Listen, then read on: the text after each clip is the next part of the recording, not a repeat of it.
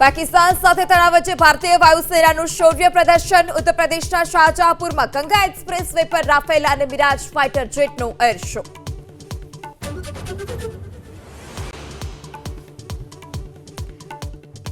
ચાર મેથી રાજ્યમાં આંધી સાથે ભારે વરસાદની આગાહી। ઉત્તર અને મધ્ય ગુજરાત સહિત કચ્છ સૌરાષ્ટ્રમાં 8 મે સુધી વરસાદનું અંબાલાલભાઈ પટેલે વ્યક્ત કર્યું અનુમાન।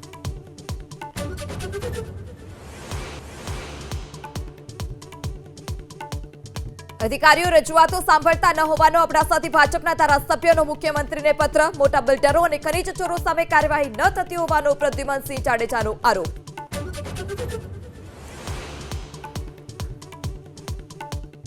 સુરતના ચોટા બજારમાં હોસ્પિટલ બહાર દબાણને કારણે ટ્રાફિકથી દર્દીઓ પરેશાન। વિક્યાના અહેવાલ બાદ પોલીસ દોડતી થઈ એસએમસીના અધિકારીઓ સામે ઉઠ્યા અનેક સવાલ।